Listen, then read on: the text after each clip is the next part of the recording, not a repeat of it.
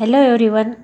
आजच्या पार्टमध्ये आपण factor affect the angle of contact, effect of impurity and temperature on surface tension, excess pressure across the free surface of a liquid आणि explanation of formation of liquid drop and soap bubble अभ्यासणार आहोत.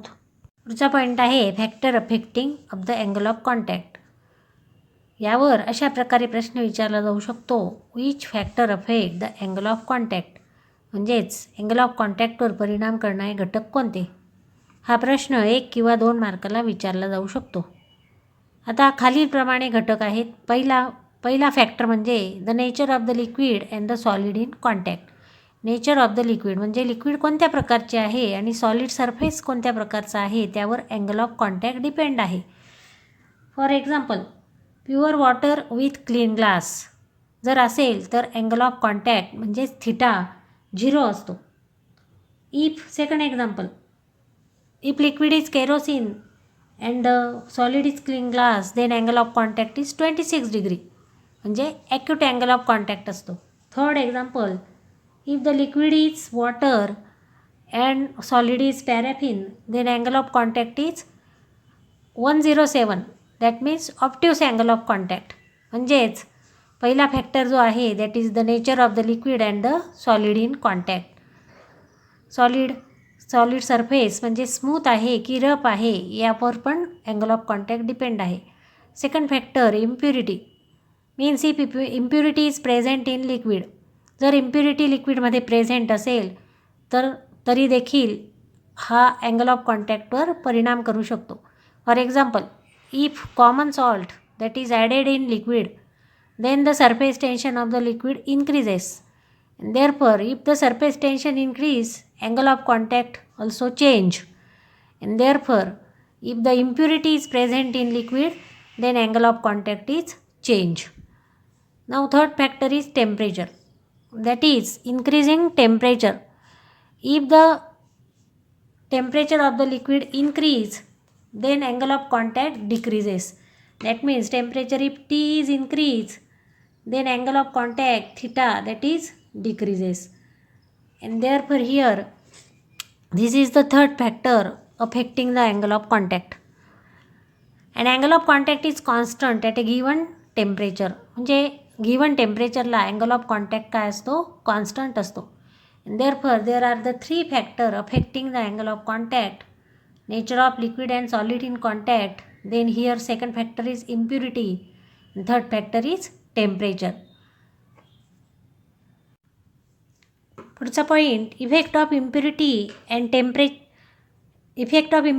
Temperature on surface tension, म्हणजेच surface टेन्शनवर परिणाम करणारे घटक impurity आणि temperature. Therefore question on this topic is like this: what is the effect of impurity and temperature on surface tension? हा देखील 2 मार्काला विचारला जाऊ शकतो. First effect is effect of impurity. पहिला इफेक्ट आपण पाहणार आहोत. इम्प्युरिटीचा सरफेस टेन्शनवर, लिक्विडच्या सरफेस टेन्शनवर काय परिणाम होतो. Now here when soluble substance like salt that is sodium chloride, example is sodium chloride is dissolve in water the surface tension of water increases. म्हणजे जर common salt आपण लिक्विडमध्ये डिझॉल्व केले तर सरफेस टेन्शन वॉटरचं काय होतं? इन्क्रीज होतं. आता या एक्झाम्पलमध्ये कॉमन सॉल्ट वॉटरमध्ये पूर्णपणे डिझॉल्व होते. Second, when a strongly soluble substance like phenol or detergent is mix with water surface tension of water decreases. म्हणजेच पूर्णपणे न विरघळणारे सबस्टन्स म्हणजेच फेनॉल किंवा डिटर्जंट मिक्स केले तर सरफेस टेन्शन वॉटरचे डिक्रीज होते. For example, to wash clothes clean, कपडे स्वच्छ करण्यासाठी detergent is mix with water. Due to this surface tension of water decrease, आणि म्हणून सरफेस टेन्शन वॉटरचं डिक्रीज होतं. And water makes good contact with the fabrics and is able to remove tough stain. आणि म्हणून या पाण्याचा कपड्याशी चांगल्या प्रकारे कॉन्टॅक्ट होतो. अँड देअरफॉर टफ स्टेन म्हणजेच डाग जे आहेत ते रिमूव्ह होतात. Then here third, when insoluble impurity is added into water, surface tension of water decreases. Insoluble impurity. Insoluble impurity means पाण्यात न विरघळणाऱ्या impurities like oil. If that is added in water then surface tension of water decrease. ऑइलसारखे जर substance आपण पाण्यामध्ये टाकले तर ते पूर्णपणे विरघळत नाही आणि म्हणून त्यामुळे ते विरघळत नाहीत आणि म्हणून सरफेस टेन्शन वॉटरचं डिक्रीज होतं. Therefore when impurity get to any liquid then cohesive force of the liquid decreases. आणि म्हणून अशा प्रकारची इम्प्युरिटी जर पाण्यामध्ये ॲड केली तर लिक्विडचा कोहेसिव्ह फोर्स डिक्रीज होतो. That affect the angle of contact also and his shape of meniscus. याचा अँगल ऑफ कॉन्टॅक्टवर पण अफेक्ट होतो आणि मिनिस्कस जी आहे ती पण लिक्विडची बदलते. For example, if mercury gather dust then it surface tension reduce. जर मर्क्युरीमध्ये डस्ट असेल तर त्याचं सरफेस टेन्शन रेड्यूस होतं. It doesn't form spherical droplet. त्याचा स्पेरिकल ड्रॉपलेट फॉर्म होत नाही unless the dust is remove. ती डस्ट जोपर्यंत जात नाही तोपर्यंत मर्क्युरीचं ड्रॉपलेट फॉर्म होत नाही. And therefore here there are the 3 type of impurity: soluble, insoluble and here sparingly soluble. Therefore that is the effect of impurity on surface tension. Surface टेन्शनवर second factor effect करणार आहे temperature. In most liquid surface tension decrease with increasing temperature.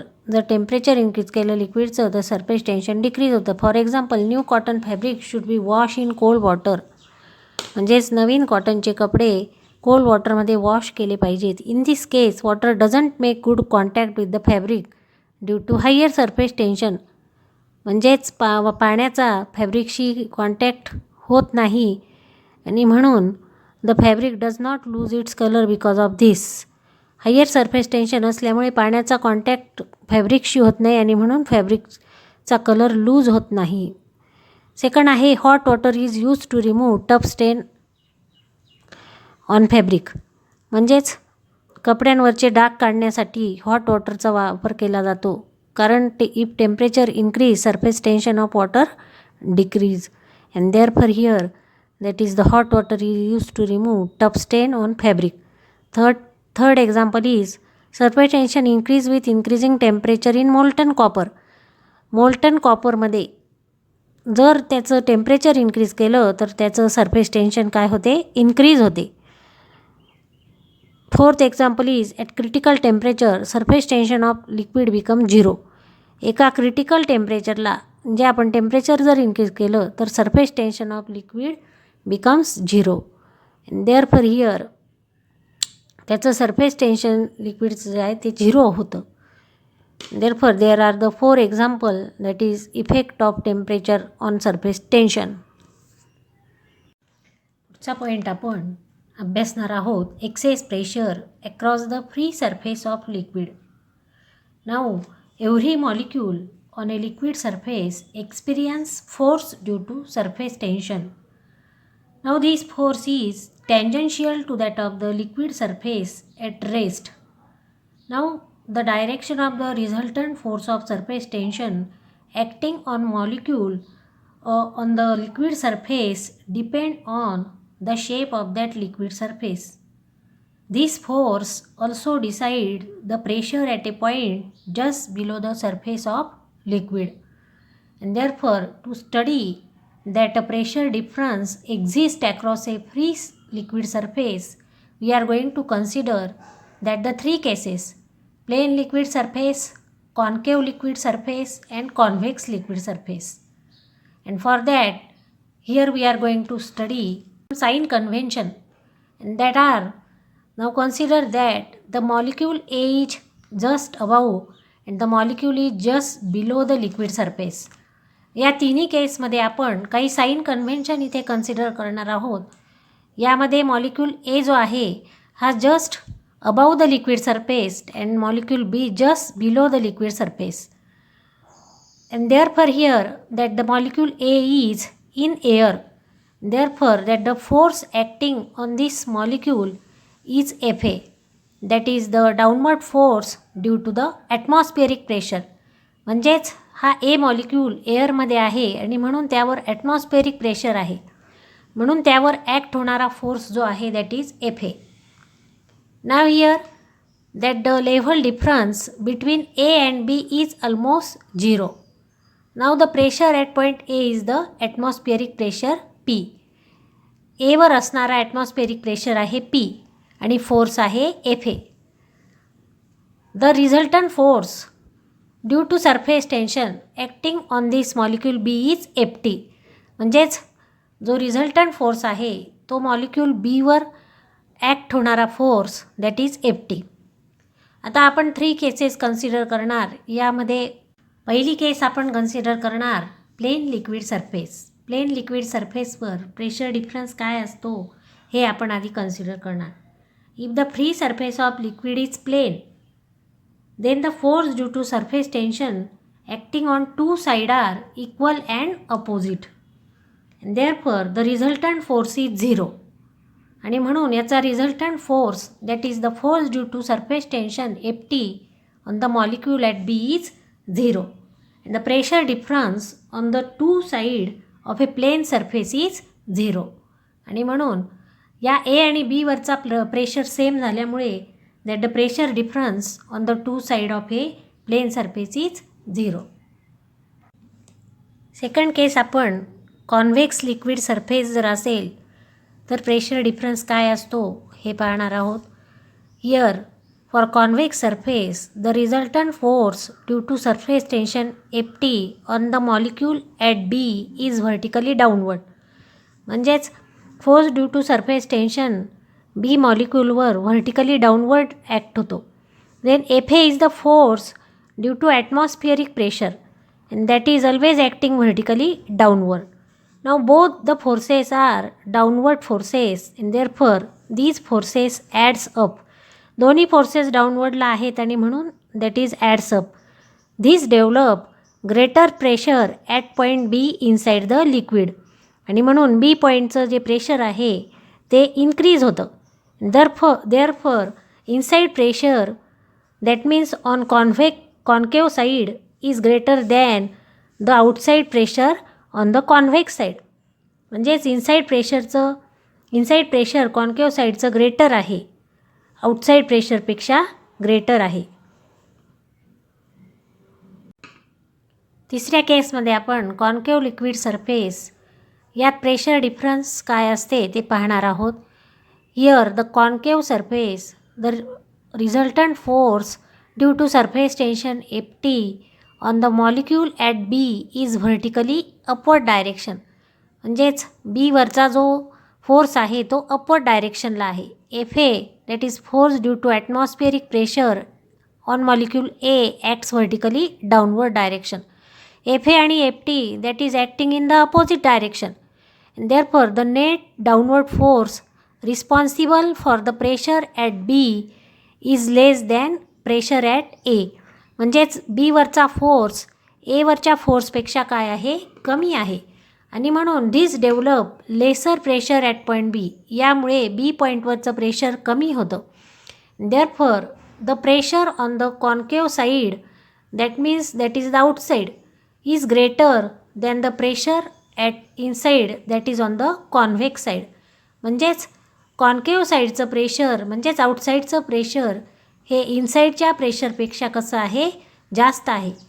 या दोन्ही केसवरून आपण conclusion सांगू शकतो the pressure on the concave side is greater than the pressure on the convex side in both of these cases.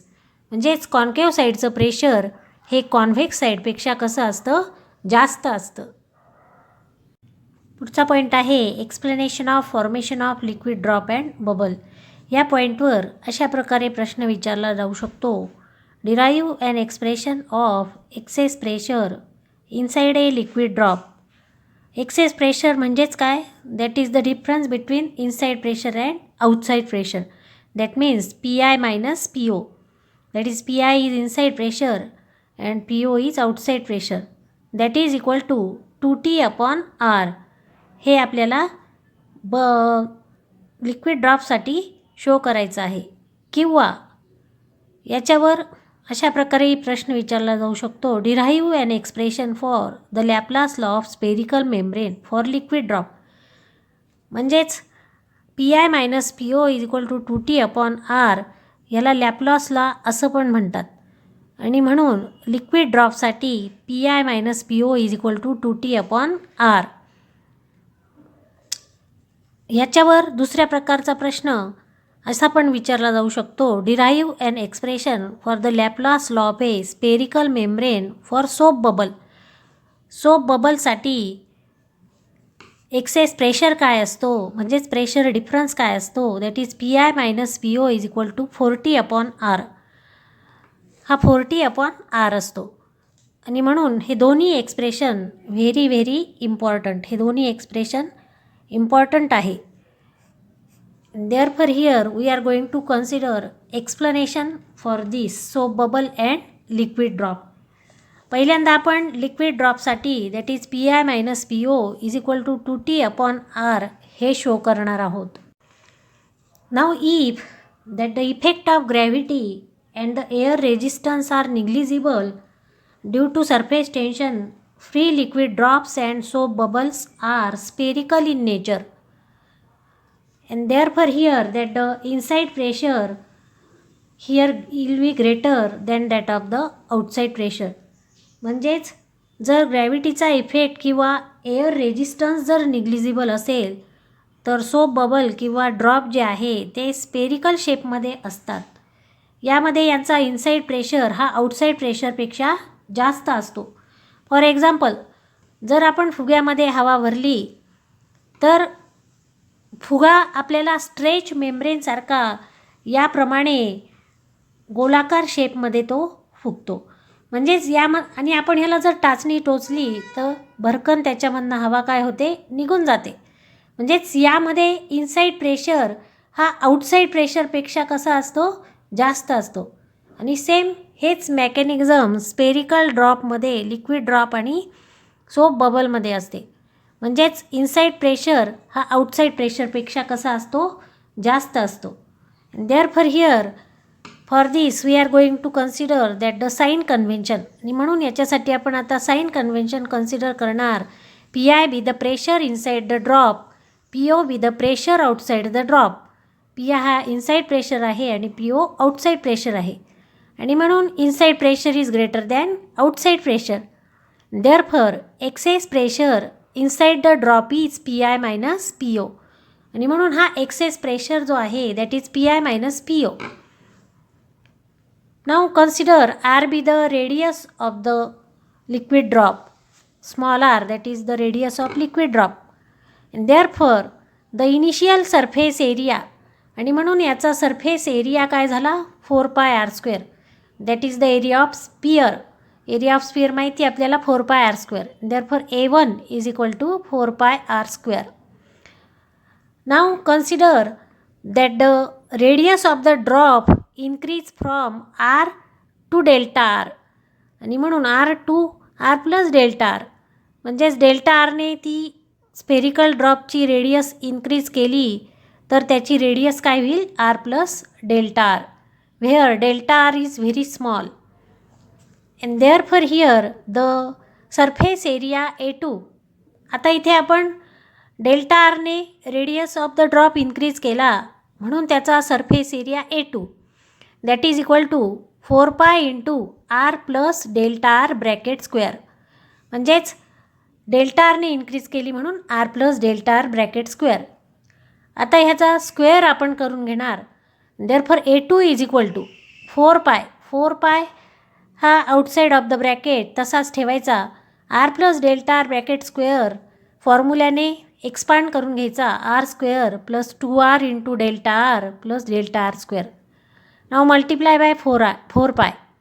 4πने आता ब्रॅकेटमधल्या टर्मला multiply करा. 4πr² plus 8πr into delta R plus 4π into delta R square. आता इथे delta R जो आहे हा अतिशय स्मॉल आहे आणि म्हणून delta R² can be neglected. आणि म्हणून ही टर्म काय करू शकतो, आपण निग्लेक्ट करू शकतो. Therefore A2 is equal to 4π². 4π² plus 8 pi R delta R. ही थर्ड टर्म आपण अतिशय स्मॉल असल्यामुळे काय केली, निग्लेक्ट केली. And therefore thus increase in the surface area of the drop. increase in surface area म्हणजेच आर ही डेल्टा आरने इन्क्रीज केल्यामुळे त्यांच्या एरियामधला जो डिफरन्स आहे तो आता इथे काढणार. Therefore GA is equal to A2 minus A1 म्हणजे A2 आणि A1 यांची सबस्ट्रॅक्शन करणार. आता A2 इथे आहे 4 pi r square plus 8 pi R delta R आणि A1 आहे 4 पाय आर स्क्वेअर. आणि म्हणून दोघांची सबस्ट्रॅक्शनमध्ये 4 पाय आर स्क्वेअर काय होईल, cancel. Therefore A2 minus A1 is equal to 8 pi R delta r. Remaining term write down here, that is DA is equal to 8 pi R delta r. It is work done in increasing the surface area by DA is stored as excess surface energy. आता यामध्ये आपण surface area increase केल्यामुळे त्याचं जे work done आहे, हे work done that is stored as excess surface energy, हे surface एनर्जीच्या स्वरूपामध्ये त्यामध्ये स्टोअर होतो. आणि म्हणून वर्क डनच्या फॉर्म्युल्यानुसार DW is equal to T into DA. That is here we know that the formula for surface tension, आपल्याला फॉर्म्युला माहिती आहे सरफेस टेन्शनचा, T is equal to surface energy per unit area. Surface energy per unit area, surface energy आपल्याला माहिती आहे that is the work done. This work done is DW. Therefore DW to increase the surface area by DA. Therefore DW upon DA म्हणजेच DW is equal to here cross multiplication T into DA. And therefore this work done in increasing the surface area stored as surface energy. And therefore here that DW is equal to T into DA. Now put the value of this DA. ह्या DA ची value आपण इथे equation 1 वरून टाकणार, T into 8 pi R delta r. This is equation number 2. This work done is also equal to the product of force and distance delta r. Work डनचा आपल्याला formula माहिती आहे, that work done W is equal to FS. आपल्याला general formula माहिती आहे Wचा म्हणजेच work डनचा, that is the product of force into displacement. Now here that the distance is delta R and therefore here delta R. And here that is the force is F and therefore F into delta R. Now this excess force F is equal to pressure into surface area. फोर्सचाही आपल्याला formula माहिती आहे, pressure into area. आपल्या प्रेशरचा formula P is equal to force per unit area माहिती, म्हणजेच काय, force is equal to pressure into area. And therefore here that force is excess pressure multiply by area. Excess pressure म्हणजेच difference between the pressure, inside pressure and outside pressure. आणि म्हणून PI minus PO multiply by surface area. Surface area that is the initial surface area of the liquid drop. and therefore multiply by 4 pi r square. आणि म्हणून हा force. Now here equating this equation 2 and 3, हे दुसरं आणि तिसरं equation काय करणार आपण, इक्वेट करणार. Therefore here T into 8 pi R delta R, कारण त्याची लेफ्ट हँड साईड DW काय आहे, इक्वल आहे. आणि म्हणून T into delta r that is the right hand side. Here T into 8 pi R delta r is equal to, put the value of F from above equation. ह्या इक्वेशनवरून आपण Fची value टाकली, that is PI minus PO into 4 pi r square. And therefore here PI minus PO into 4 pi r square, that is here 4 pi r square into delta r into here that is the delta r. Here that delta r get cancel, then pi get also cancel, 1 r get also cancel. Remaining term is, here divide this 8 here to the right hand side, and therefore that is the here 1/2, and therefore here take this 2 to that of the left hand side, that is 2t. म्हणजेच हा 8 इथे divide होईल किंवा हा 4 इकडे न्या, म्हणजेच इथे काय येईल, 8 divided by 4, and therefore that is 2t. And therefore here remaining 1 r also divide that, and therefore that is 2t upon r. Therefore that the excess pressure, that means the difference in pressure inside and outside, that is Pi minus Po is equal to 2T upon R. This equation gives the excess pressure inside a drop. म्हणजेच हा काय आहे, access pressure inside ए drop आहे. म्हणजेच इनसाइडला जो pressure ड्रॉपमध्ये जास्त आहे तो प्रेशर हा आहे, that is 2T upon R. Also called Laplace law of a spherical membrane. यालाच Laplace law of a spherical membrane असंही म्हणतात. आता सेकंड जी कंडिशन आहे सोप बबलसाठी, this second condition is for soap bubble. Soap बबलसाठी अबाव जे expression आहे, that is the surface area of the drop A1 that is 4 pi r square, A2 that is 4 pi into R plus delta R bracket square, हे सर्व same येईल. फक्त इथे difference between the two area that is A2 minus A1 that is DA. इथे याला फक्त हे 2ने multiply केलं, कारण सोप बबलला 2 सरफेसेस आहेत आणि म्हणून आउटसाईड सरफेस आणि इनसाईड सरफेस, आणि म्हणून हे जे इक्वेशन 1 आहे याला फक्त 2ने मल्टिप्लाय करायचे आणि म्हणून 8 pi r डेल्टा R.